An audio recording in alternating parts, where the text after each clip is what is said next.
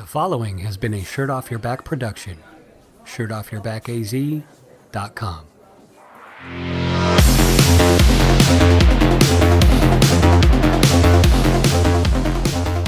Hello and welcome to the Shirt Off Your Back podcast, where we are always losing weight. This is episode 16, America Needs to Lose Weight. Episode 16, America Needs to Lose Weight.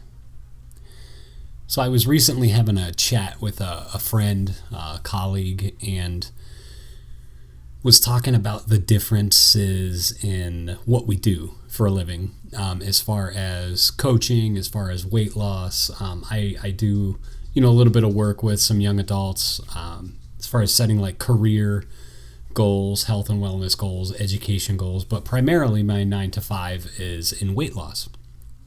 And I came to this realization that there's a difference between saying I work in weight loss and saying I work in fat loss. And I know I work in fat loss, that might have a little bit of a harsher tone, maybe a little bit more of a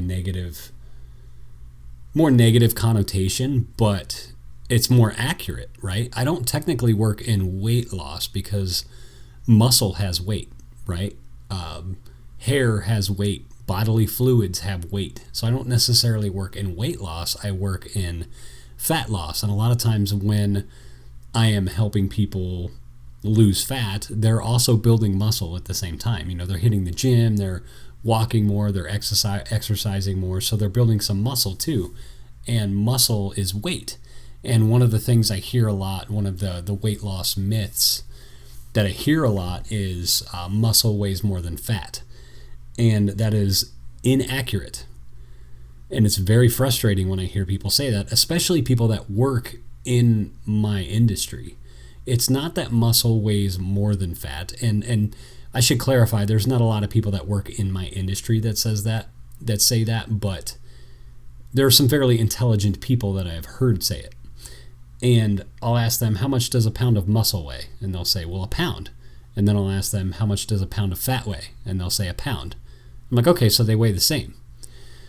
The difference between a pound of muscle and a pound of fat, muscle is more dense. So a pound of muscle is smaller in volume than a pound of fat. A pound of fat takes up more room on your body. So this episode's called America Needs to Lose Weight. Maybe it should be called America Needs to Lose Fat. But here's the reason I'm keeping it weight. Here's the reason I'm keeping the title America Needs to Lose Weight.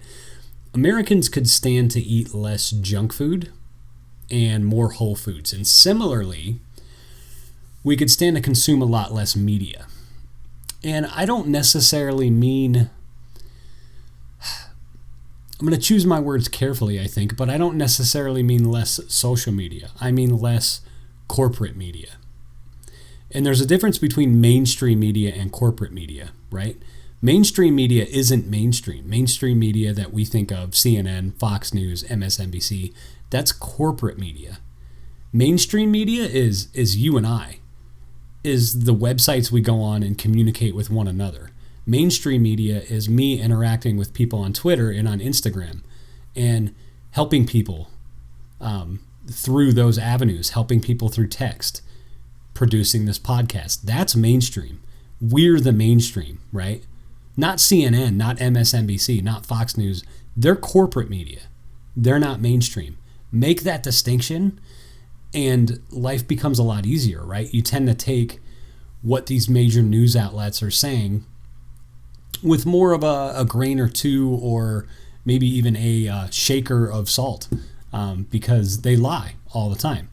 But here's the thing. Americans could stand to eat less junk food and more whole foods. Similarly, we could stand to consume a lot less media, right? So I'm gonna kind of jump back and forth between weight loss and the media here, but it'll kind of tie in together at the end. So body mass index, BMI, is your weight divided by your height squared, roughly, and it's an indicator of health, but not the indicator of health. A lot of people will swear by BMI. A lot of people will say BMI means nothing. At the very least, BMI gives people in fitness and weight loss, and gives you, if you're trying to lose some weight, a basic metric from which to gauge progress, right? So a normal BMI is somewhere about 18 to 24. Anything over a 24, you're going to be considered overweight or obese. Anything under 18, you're going to be considered underweight. So America really needs to lose weight, but this isn't about weight loss per se. So think about junk food. News media, corporate media, is junk food for your brain. And it's interesting to me that people went so hard after companies like Monsanto, right? Those companies that, they're putting all these chemicals in our food and they're all this junk food, it's addictive and it's making us unhealthy. Fair enough, go after Monsanto. But a lot of those same people would largely leave CNN and Fox News and MSNBC alone, right? They're a trusted name in news. And I'm like, what's the difference? Monsanto and CNN are basically the same thing. Monsanto's poisoning us with their food, and CNN's poisoning us with their content, right? You're poisoning your body with Monsanto, and you're poisoning your soul and your mind with CNN. And people largely left CNN alone for a while, and that is until Trump came along and he shone some much needed light on the pervasive media, on this media industrial complex infecting America. And Americans can stand to eat less junk food and more whole foods. I said that at the beginning. We need to consume a lot less media. We need to spend a lot more time with friends and family, right? Quit watching the mainstream media. If it's on at the gym, if it's on at the airport or something, that's one thing. You might have to deal with it, but maybe even ask, the gym owner, hey, can I change the channel? Can I put it on something else? I don't want to watch the news, I once had a client that was afraid to lose weight because he was afraid to change. Sorry, take a drink of water. He was afraid to change. And essentially he thought something like, and I'm not quoting him verbatim necessarily, but I'm kind of paraphrasing. He basically said, if I'm not the fun fat guy, then who am I? And so he was stuck in this sort of mindset, and he couldn't envision some third version of himself. He'd been the fun fat guy for so long that he was either the fun fat guy or he was no one, right? He couldn't picture himself being anyone else but the fun fat guy. And his size made him special. It made him unique. It made him who he is, but it was also making him miserable, right? He didn't like who he was, but at the same time, he was liked for who he was. And he was feeling miserable, physically miserable, tired, out of breath, unable to get up the stairs, things like that. And there was even a few embarrassing moments, in his life recently. And we were just, kind of texting back and forth and chatting back and forth about just different issues and stuff he had, and how he's like, I don't know who I'm going to be if I lose all this weight. And I think we're in a similar place in America. And I feel like this has been a slow burn, but it's the flames have been out of control over the last year. We're in a similar place in America in that we all sense we need to change, but we're not entirely sure who we would become if we were to change, right? We're stuck in this left and right, red and blue, Republican and Democrat binary. And we neglect all of the far right and the far left and the middle and, the central right and the central left and the center. We sort of not pay attention to all those things, and we just pay attention to the mainstream left and the mainstream right. When there's different shades of those groups that are very prominent in very large groups of people. And that's the trouble with thinking in binaries, thinking everything is ones and zeros, this and that, red and blue, left and right, Republican, Democrat, healthy or unhealthy.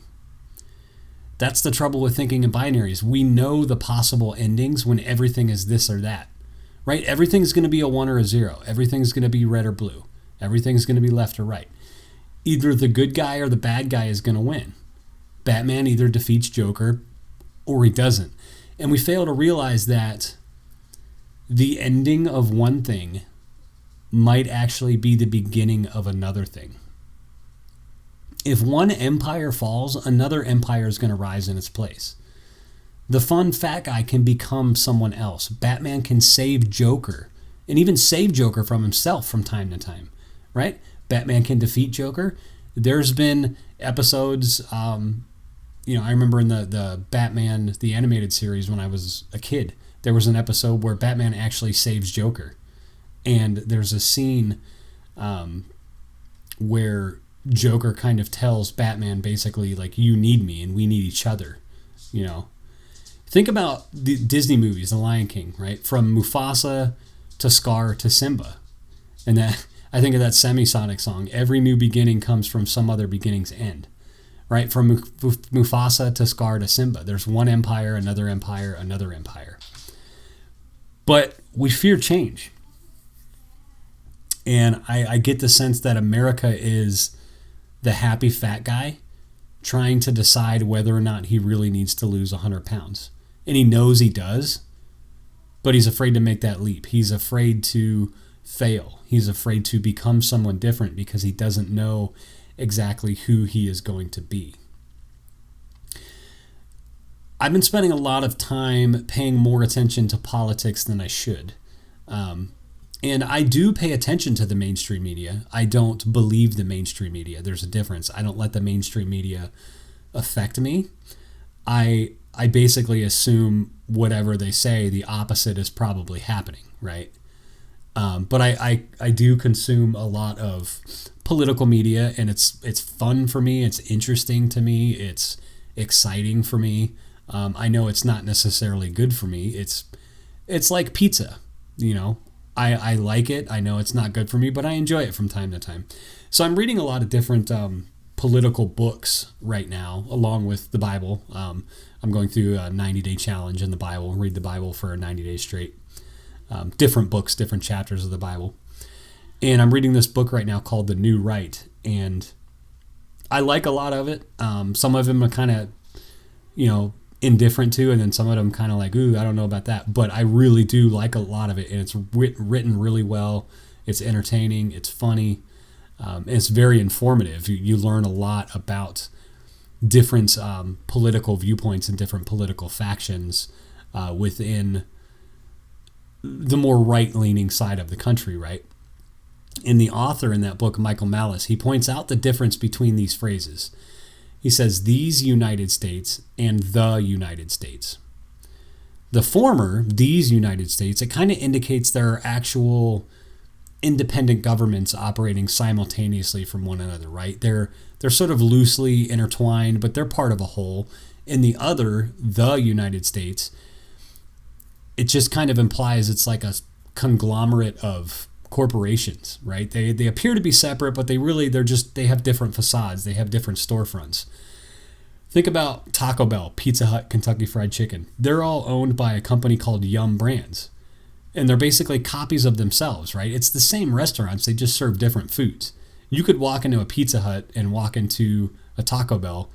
They're kind of the same restaurant. One serves pizza, one serves what they call Mexican food. It's not really Mexican food, but they're owned by the same company. So I suppose my question is, are these United States only bound together because we have to be? As if we're different restaurants all owned by the same parent company, right? Are we afraid to break out and start our own company because we don't know what it's going to look like and we don't know how to do it? And we're sort of in this wild west of ideas right now where you can say anything on social media and it can go viral or you can get banned, right? We have companies banning information right now. And it's just wild. It's kind of the Wild West right now of information. And that's true for diet and exercise too. There's so much information, disinformation, and misinformation out there. But I have a cautious optimism. I want to be glass half full right now. Glass maybe quarter of the way full. I'll be a little bit optimistic. A largely homogenous culture it's going to sound like I'm not being optimistic, but I am. a largely homogenous culture of mostly white people, they fought a civil war over slavery, right? And ultimately, they also wrestled with ideas entrenched in states' rights, right? Let's be real, the Civil War was about slavery, but a lot of the government officials and the generals of the time, they wrestled with the idea of states' rights as well. You know, how do we honor people's autonomy and their freedoms while maintaining slavery, but we can't really do that without using some of the strengths and the powers of the federal government to end it. So it was just this huge mess, right? But it was largely a homogenous culture that was killing each other, that was fighting a civil war over slavery. It was largely white men. And there were black people that fought in the Civil War, of course. There were all kinds of different races that fought in the Civil War. But it was mostly white men. They fought a civil war, they wrestled with ideas. I have to wonder, can ideas like democracy, right, the voice of the people, we vote for you, you represent us, and a unabashed multiculturalism really coexist, I should say. And one might easily ask, what is the collective voice of a melting pot without any nationalistic identity? How could a government possibly represent such a conglomerate of people, right?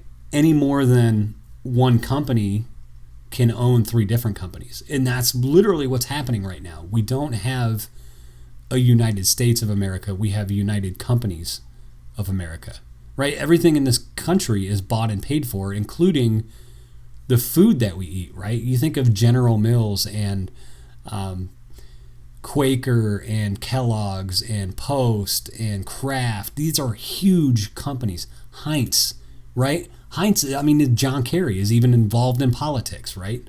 Heinz is a huge food company. So what's the collective voice of a melting pot without any nationalistic identity? And I'm not pushing for a homogenous culture, right? There's goods and bads with that, but that's one of the things that makes the United States unique is we are very diverse. We're not a homogenous culture. We're not like Scandinavian countries. We're not like Japan, where everyone looks the same and everyone thinks the same and everyone acts the same, right? I like America. I like the multiculturalism. I like the conglomerate voices of the melting pot. But we're losing our nationalistic identity. But I'm cautiously optimistic because the same client of mine that I was talking about earlier, he made a decision to stick to a weight loss plan and become someone new and become someone better. And it wasn't easy, but he used it as an opportunity to reinvent himself. He was able to find that third option outside of the fun fat guy or some vague version of himself that he really didn't know or really didn't understand. And I don't think the founders of the United States nor the participants in the Civil War, I don't think they had internet, right? They didn't have access to the level of information that we have. They didn't have cars. They didn't have air conditioning. We do. We're given opportunities that much simpler, but I would argue much wiser men could only dream about. And yes, I think the men that fought in the Civil War, even the ones that lost, were wiser than we are. And I don't mean smarter, I mean wiser. I mean wiser in the sense that they were fighting for causes that were outside of themselves. And some of them were wrong, right? The ones that were fighting for causes outside of themselves to maintain slavery, they were wrong, right? But I think there was still a fair amount of wisdom in their ethos. Not wisdom wanting to continue slavery, but again, just wisdom in their, I don't know, the way they carried themselves or however you want to look at it.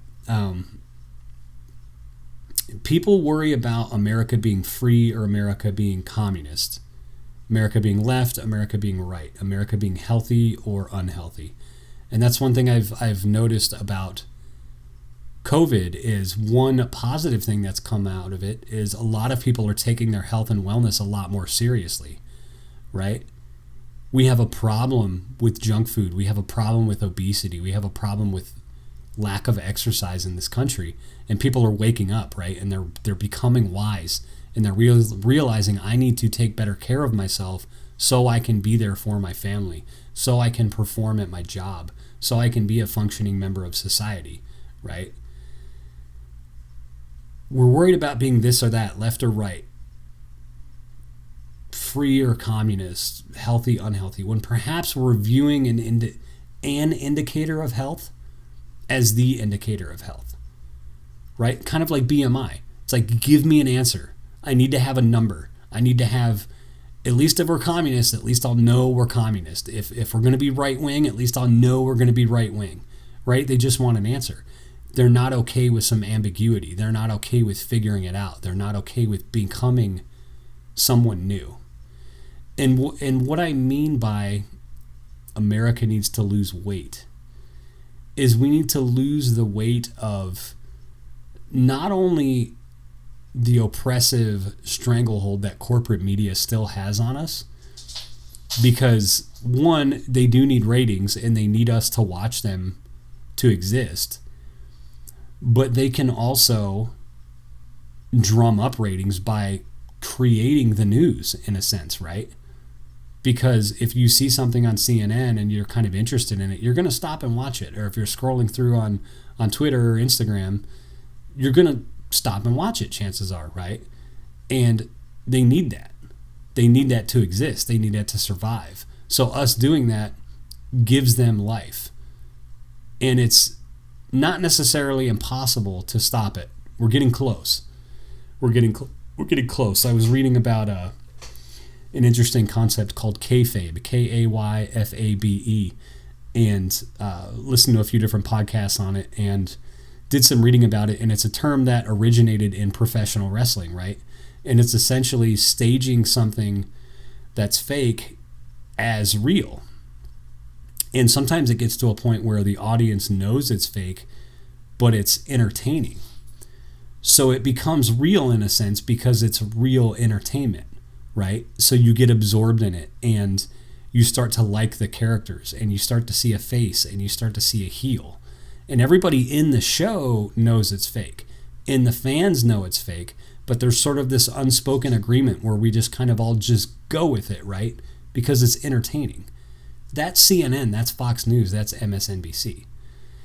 When I had this connection with this guy, with this man, and we were talking about his life, right? And we were talking about how he didn't want to lose weight. He didn't want to lose fat because he didn't know who he would be outside of the fun fat guy.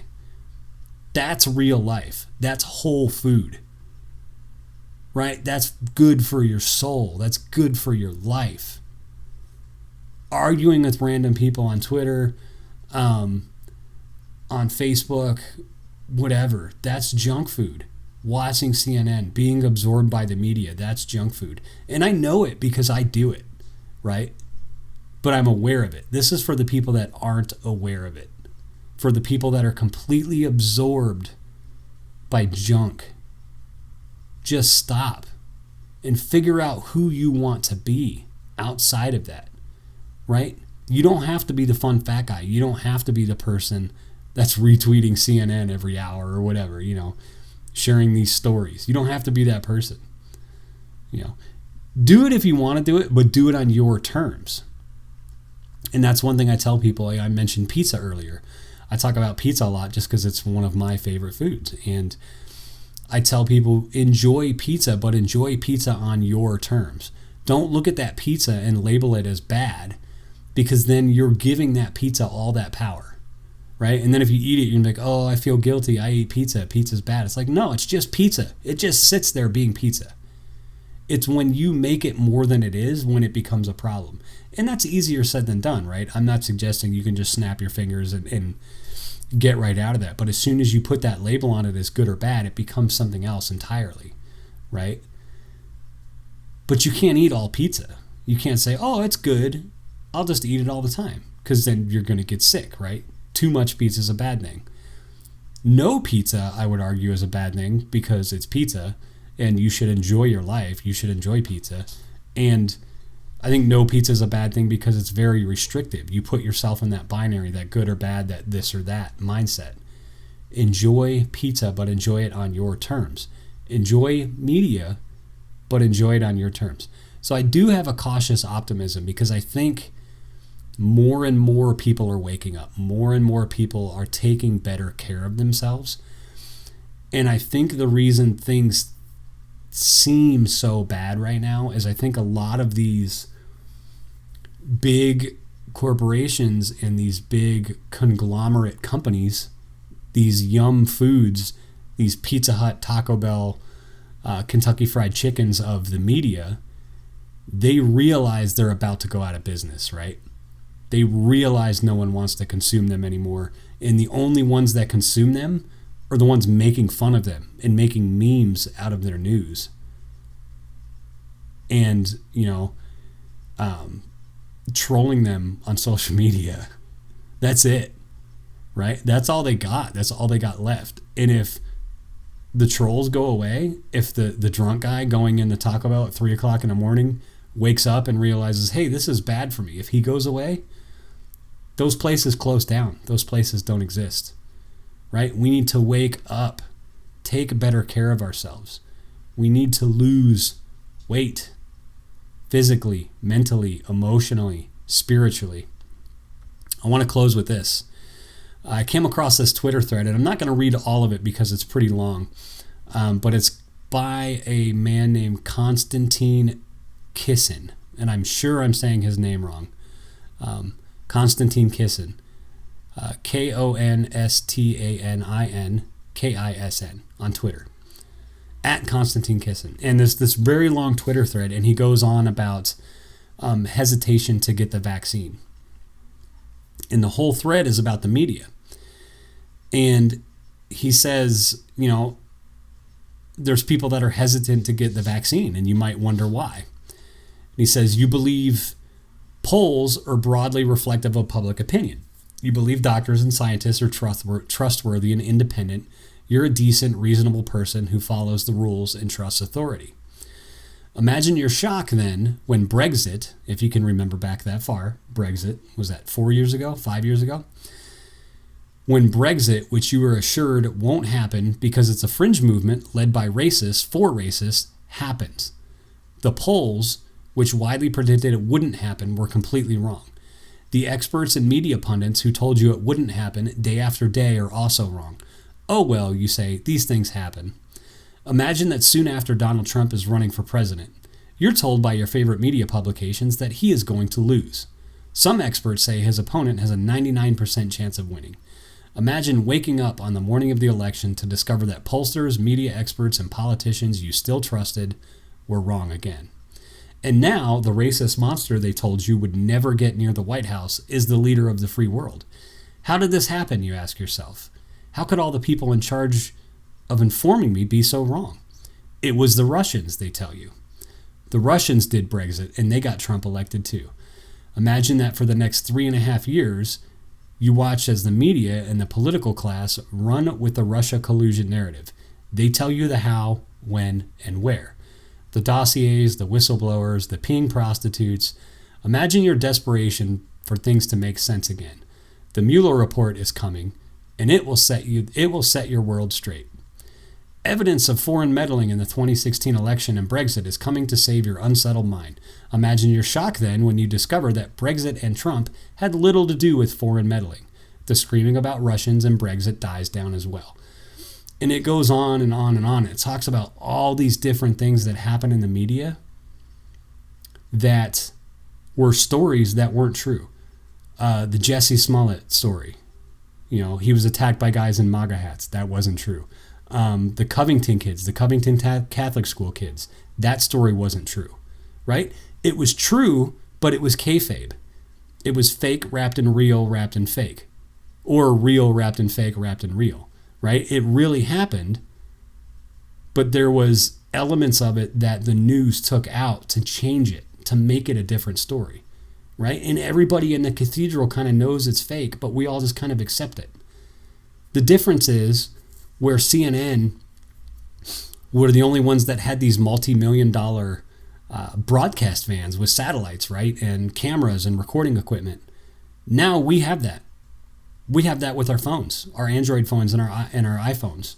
We have a whole news van, a whole broadcast van in our pocket, right? So what's CNN and Fox News going to do? Because you can watch CNN and Fox News and they'll say this happened. And I had this happen to me in real time, right? I went to one of the protests here in Phoenix right after the election, and I wanted to go, right? I was curious. I wanted to see what it was like because I had been watching these live streams and I had been watching the news, and the two didn't match. And I went and I watched it in real time. I watched a reporter lie. There was a reporter there. She was there, so I'm like, okay, I'll start following her on social media because she's going to live tweet about this event, right? And I was within 10 feet of her, and she tweeted that somebody called her an ethnic slur. It didn't happen. I even tweeted at her and said that didn't happen. I'm standing right next to you. And she said that the people counting the votes had to be escorted out by security and by police. And that didn't happen because there were barricades and they were on the other side of the fence, right? And they went out a side door. They didn't go out the loading dock. They went on a side door and they were already behind the fence, and they kind of walked around the parking lot. So nobody yelled at them. There were a lot of people that didn't even see them leave because they were kind of away from the crowd. There were no police. There were no security. They walked out on their own, right? So this guy tweets about the Covington kids. He tweets about, how we're told all these stories. All these things are true.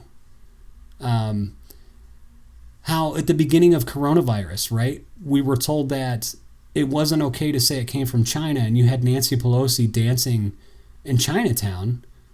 And now it's pretty much widely accepted that it came from China, right? Now it's pretty much widely accepted that the lab leak theory is plausible now, at least. Before, it was conspiracy theory, it was racist. So what changed, right? And they say, oh, well, the information changed, the data changed. Okay, well, then why did you say it was racist or it was incorrect or it was a conspiracy theory right at the beginning? If now the data changed, why wouldn't you say, well, we don't know anything about it yet, rather than definitively saying, no, that's wrong, or no, that's racist, or no, that's a conspiracy theory, when now it's plausible, right? We need to lose weight, clear your minds. And that's one of the things about losing weight, about losing fat, is it's good for your brain too, right? Obesity affects your organs. A lot of people don't realize that being overweight affects your mind. It affects your brain. It affects your liver, your kidneys. It affects so much stuff about your body. And being overweight and consuming too much media, same thing. It affects your soul. It affects your mind. It's a great Twitter thread. I'll try to put the link to it in the show notes. It's long. It's going to take you a good probably 10, 15 minutes to read, but it's good stuff. It's really well done. And his point isn't not to get the vaccine. His point isn't whether it works or it doesn't. His point is you cannot blame people for being skeptical. You cannot blame people for not trusting the media, because these same people are telling you that, no, this is safe. You can take it. If you don't, you'll be a second-class citizen. That's why there's hesitancy to take it, right? It's very binary. It's very us and them. It's very red and blue. It's very junk food, health food. We need to slow down. We need to lose weight. Thanks for listening. Thanks for watching. I wanted to mention at the end here again, I do have a Patreon. I post these episodes on Patreon, and if you become a patron, you can get some bonus content, get some goodies sent to you, some t-shirts sent to you depending on the level of patron you become. I do have some links to PayPal on my website. I'm thinking about taking that off of there, and I do have the CASHAPP link in my Twitter bio, which I might link to that too. Put that in the show notes. That way, if you enjoy this content, you can send me a few bucks. just to buy me a cup of coffee, basically, and keep the lights on when I do this podcast. I have to pay to host it and pay for some editing software and stuff like that. So it does cost me money to put it out there. I don't charge for it, but if you listen to it and you enjoy it, you watch me on YouTube or listen to me on Google Podcasts or Apple Podcasts, you can find me on Twitter. My Twitter handle is at collinbrown85, at COLLINBROWN85. You can find me on Twitter and Instagram as well, under the same handle. I think I have an underscore somewhere in there in Instagram. I don't know, but you can find me. Thanks for watching. Thanks for listening. We'll see you next time.